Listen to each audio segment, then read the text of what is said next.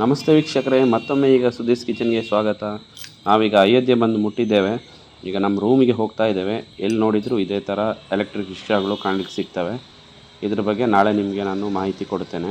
ಈಗ ರೂಮಿಗೆ ಹೋಗಿ ಆನಂತರ ನಾವು ರಾಮ ಮಂದಿರಕ್ಕೆ ಹೋಗ್ತಾ ಇದ್ದೇವೆ. ಹೋಗಬೇಕಾದ್ರೆ ದಾರಿಯಲ್ಲಿ ನೋಡಿ ಹಳೆಯ ಪಾರಂಪರಿಕ ಕಟ್ಟಡಗಳು ಕಾಣಿಸ್ಬೋದು ನಿಮಗೆ. ಈಗ ಸಂಜೆ ಆಯಿತು, ನಾವು ಹನುಮಾನ್ ಗಡಿಗೆ ಹೊರಟಿದ್ದೇವೆ. ರಾಮ ಮಂದಿರಕ್ಕೆ ಹೋಗಬೇಕಾದ್ರೆ ಮೊದಲಿಗೆ ಹನುಮಾನ್ ಗಡಿಯಲ್ಲಿ ಹನುಮಾನ್ ದರ್ಶನ ಮಾಡಿ ಆಮೇಲೆ ನಾವು ರಾಮ ಮಂದಿರಕ್ಕೆ ಪ್ರವೇಶ ಮಾಡಬೇಕು. ಹಾಗೆ ಈಗ ಹನುಮಾನ್ ಗಡಿಗೆ ಹೋಗ್ತಾ ಇದ್ದೇವೆ.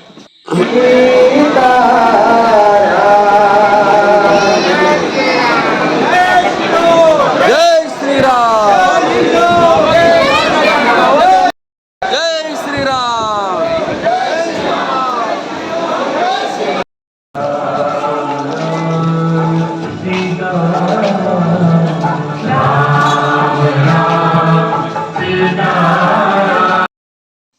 ಇದು ಹನುಮಾನ್ ಗಡಿಯಿಂದ ರಾಮ ಮಂದಿರಕ್ಕೆ ಹೋಗುವ ದಾರಿ. ಮಧ್ಯದಲ್ಲಿ ನಮಗೆ ಒಂದು ಸಣ್ಣ ಗುಡಿ ಸಿಕ್ಕಿತು. ಅಲ್ಲಿ ದರ್ಶನ ಮಾಡಿಬಿಟ್ಟು ನಾವು ಮುಂದೆ ಹೋಗ್ತಾ ಇದ್ದೇವೆ. ಈಗ ರಾಮ ಮಂದಿರದ ಮುಖ್ಯ ದ್ವಾರ ಏನಿದೆ ಅಲ್ಲಿಂದ ಒಳಗಡೆಗೆ ಮೊಬೈಲ್ ಆಗಲಿ ಯಾವುದೇ ಎಲೆಕ್ಟ್ರಾನಿಕ್ ಗ್ಯಾಜೆಟ್ಸನ್ನು ಒಳಗಡೆಗೆ ಬಿಡೋದಿಲ್ಲ. ಎಲ್ಲವನ್ನು ನಾವು ಅಲ್ಲಿ ಡೆಪಾಸಿಟ್ ಮಾಡಿಬಿಟ್ಟು ಬರೀ ಕೈಯಿಂದ ಒಳಗಡೆ ಹೋಗಬೇಕು. ಅಲ್ಲಿ ತುಂಬ ಸೆಕ್ಯೂರಿಟಿ ಇರುತ್ತೆ. ನೋಡಿ, ಉಡುಪಿ ಎಕ್ಸ್ಪ್ರೆಸ್ ಅಂತ ಒಂದು ಹೋಟೆಲ್ ಕೂಡ ಇದೆ ಅದರ ಎದುರುಗಡೆನೆ. ನಿನ್ನೆ ರಾಮಲಲ್ಲನ ದರ್ಶನ ತುಂಬ ಚೆನ್ನಾಗಿ ಆಯಿತು. ಇವತ್ತು ಮಾರನೇ ದಿವಸ ಬೆಳಗ್ಗೆ ಅಯೋಧ್ಯೆ ಸುತ್ತ ಹಾಕ್ಕೊಂಡು ಬರೋಣ ಅಂತೇಳಿ ನಗರ ಪ್ರದರ್ಶನಿಗೆ ಹೊರಟಿದ್ದೇವೆ. ನಿಮಗೆ ಇಲ್ಲಿ ಅಯೋಧ್ಯೆಯಲ್ಲಿ ತಿರುಗಾಡಲಿಕ್ಕೆ ನೋಡಿ ಟುಕ್ ಟುಕ್ ಅಂತ ಎಲೆಕ್ಟ್ರಿಕ್ ಗಾಡಿ ಇದೆ ನೋಡಿ. ಈ ಥರ ಒಂದು ಗಾಡಿ ಬರುತ್ತೆ. ಅದೇನಿದೆ ಟುಕ್ ಟುಕ್ ಅಂತ ಕರೀತಾರೆ ಇದನ್ನು ನೋಡಿ. ಇವರು ನಮ್ಮ ಡ್ರೈವರ್ ನಿಖಿಲ್ ಅಂತೇಳಿ ನಮಗೆ ಗೈಡ್ ಮಾಡ್ತಾ ಇದ್ದಾರೆ. ಅವರೆಲ್ಲ ತೋರಿಸಲಿಕ್ಕೆ ಕರ್ಕೊಂಡು ಬರ್ತಾ ಇದ್ದಾರೆ. ಈಗ ರಾಮಕಥಾ ಕುಂಜ ಅಂತೇಳಿ ಇಲ್ಲಿಗೆ ಬಂದಿದ್ದೇವೆ. ಮೂರ್ತಿ ನಿರ್ಮಾಣ ಕಾರ್ಯಶಾಲಾ ಇದು. ಮೂರ್ತಿ ಎಲ್ಲ ಇಲ್ಲೇ ಕೆತ್ತನೆ ಆಗ್ತಾಯಿತ್ತು. ನಾವು ಬಂದಿದ್ದೀವಿ. ಇವರ ಗಾಡಿ ನೋಡಿ, ಇದು ಎಲೆಕ್ಟ್ರಿಕ್ ಗಾಡಿ ಭಾಳ ಚೆನ್ನಾಗಿದೆ. ಇಡೀ ಊರಿನಲ್ಲಿ ಇಂಥದ್ದೇ ಗಾಡಿಗಳು ಸಿಗೋದು ನಿಮಗೆ. ಎಲ್ಲೋದ್ರೂ ಇದೇ ಗಾಡಿಗಳು. ಪೊಲ್ಯೂಷನ್ ಇರಲ್ಲ, ಏನೂ ಇರಲ್ಲ. ಬ್ಯಾಟ್ರಿ ಚಾರ್ಜ್ ಮಾಡಿಬಿಟ್ಟು ಇದನ್ನು ನಡೆಸ್ತಾರೆ. ತುಂಬ ಚೆನ್ನಾಗಿದೆ.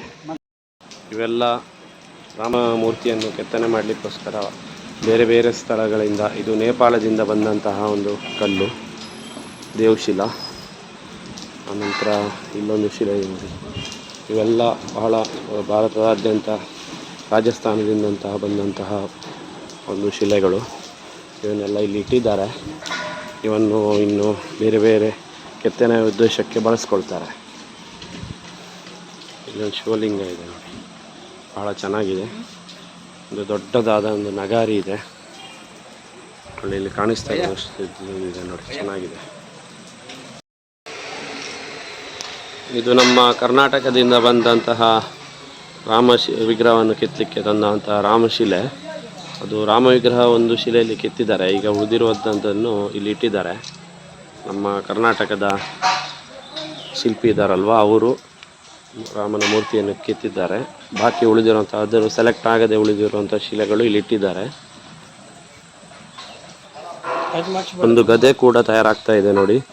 ಅಂದರೆ ರಾಮ ಮಂದಿರದ ಕಾರ್ಯ ಎಲ್ಲ ಪೂರ್ಣ ಆಗಿಲ್ಲ, ಇನ್ನೂ ಕೂಡ ಆಗ್ತಾ ಇದೆ. ಅಲ್ಲಿಗೆ ಪ್ರತಿಷ್ಠಾಪನೆಗೆ ಒಂದು ದೊಡ್ಡ ಗದೆ ಆಗ್ತಾ ಇದೆ, ರೆಡಿ ಆಗ್ತಾ ಇದೆ. ಒಂದು ದೊಡ್ಡ ಬಿಲ್ಲು ಕೂಡ ಇದೆ, ರಾಮನ ಬಿಲ್ಲು. ಇದು ಕೂಡ ತಯಾರಾಗ್ತಾ ಇದೆ. ಇದು ರಾಮ ಮಂದಿರ್ ಮೂರ್ತಿ ನಿರ್ಮಾಣ ಕಾರ್ಯಾಲಯ. ಅಂದರೆ ಇಲ್ಲಿ ಏನಿದೆ, ರಾಮ ಮಂದಿರ ಇದೆಯಲ್ಲ, ರಾಮ ಕಥಾ ಕುಂಜ ಅಂತ ಹಾಕಿದ್ದಾರೆ. ಇಲ್ಲಿ ರಾಮ ಮಂದಿರದಲ್ಲಿ ಏನು ಮೂರ್ತಿ ಇದೆ, ಆ ಮೂರ್ತಿಗಳ ಕಾರ್ಯ ಎಲ್ಲ, ಕೆತ್ತನೆ ಕಾರ್ಯಗಳು ಇಲ್ಲಿ ನಡೀತಾ ಇತ್ತು. ಇನ್ನೂ ಕೂಡ ಸುಮಾರು ಮೂರ್ತಿಗಳನ್ನು ಇಲ್ಲಿ ಕೆತ್ತನೆ ಮಾಡಿ ಇಟ್ಟಿದ್ದಾರೆ. ಬನ್ನಿ ನೋಡೋಣ. ನೋಡಿ, ಮುಖ್ಯ ಶಿಲ್ಪಿ ರಂಜಿತ್ ಮಂಡಲ್ ಅವರ ಫೋಟೋವನ್ನು ಇಲ್ಲಿ ಹಾಕಿದ್ದಾರೆ. ಹನುಮಾನ್ಜಿ ಒಂದು ಫೋಟೋ ಕೂಡ ಇದೆ, ಒಂದು ಮೂರ್ತಿ ಇದೆ ಇಲ್ಲಿ. ಹಾಗೆ ನೋಡಿ, ಎಲ್ಲ ರಾಮಕಥೆ ಯಜ್ಞ ಮಾಡುವಂತಹ ಒಂದು ಋಷಿಗಳ ದೃಶ್ಯವನ್ನು ಇಲ್ಲಿ ಕೆತ್ತನೆ ಮಾಡಿಟ್ಟಿದ್ದಾರೆ. ಭಾಳ ಸುಂದರವಾಗಿದೆ. ಇವೆಲ್ಲ ಇನ್ನೂ ಪೇಂಟ್ ಆಗಿಲ್ಲ, ಇನ್ನೂ ಕೂಡ ಆಗಬೇಕು. ಒಂದು ಕೃಷ್ಣ, ರಾಧೆ, ಎಲ್ಲ ರೀತಿಯ ಕೆತ್ತನೆಗಳು ಇಲ್ಲಿದೆ. ಬಾಲಕೃಷ್ಣನ ಕೆತ್ತನೆ ಇದೆ ನೋಡಿ ಇಲ್ಲಿ, ಭಾಳ ಚೆನ್ನಾಗಿದೆ.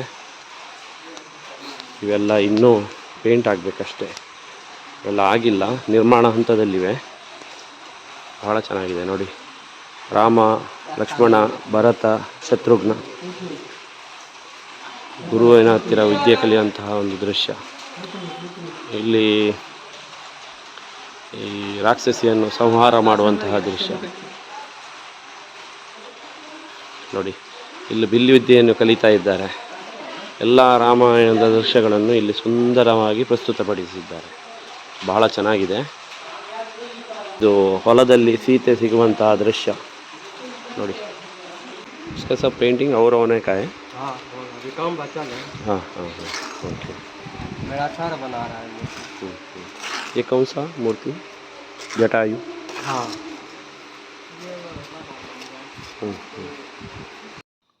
ಇದು ಅಯೋಧ್ಯೆಯ ಒಂದು ಪ್ರಮುಖ ಬೀದಿ. ಈಗ ನಾವು ಸರಯೂ ನದಿ ತೀರಕ್ಕೆ ಹೋಗ್ತಾ ಇದ್ದೇವೆ.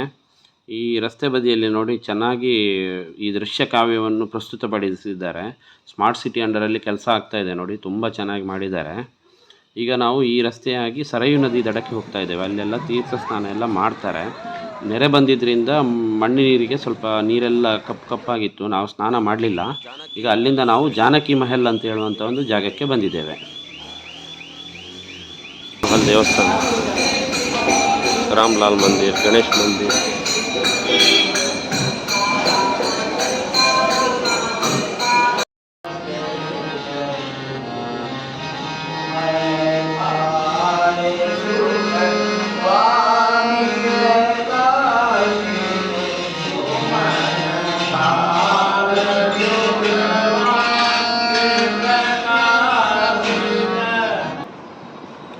ಇಲ್ಲಿ ಮಂದಿರಗಳಲ್ಲೆಲ್ಲ ಮೂರ್ತಿಗಳು ಮಾರ್ಬಲ್ನ ಪೌಡರ್ನಿಂದ ತಯಾರಾಗಿರ್ತದೆ.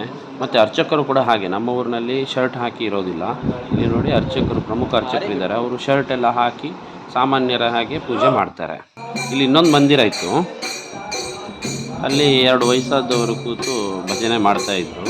ಕೇಳಿಕ್ಕೆ ತುಂಬ ಚೆನ್ನಾಗಿತ್ತು, ಅದನ್ನು ಕೂಡ ಒಂದು ರೆಕಾರ್ಡ್ ಮಾಡಿಕೊಂಡೆ.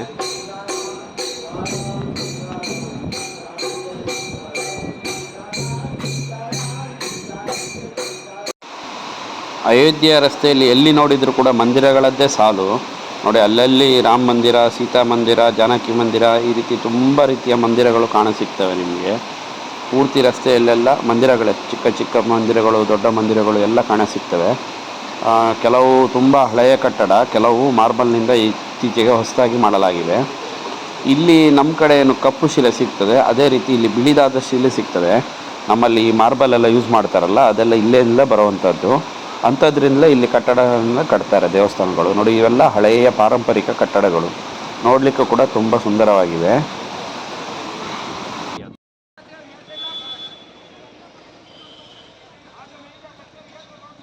ಅಯೋಧ್ಯೆಯ ಒಂದು ಪುರಾತನವಾದ ಕಟ್ಟಡ ಸಿಗ್ತಾ ಇದೆ. ಲಕ್ಷ್ಮಣ ದ್ವಾರ ಕಾಣ್ತಾ ಇದೆ, ಕ್ಲಾಕ್ ಟವರ್ ಇದೆ, ಬಹಳ ಸುಂದರವಾಗಿದೆ.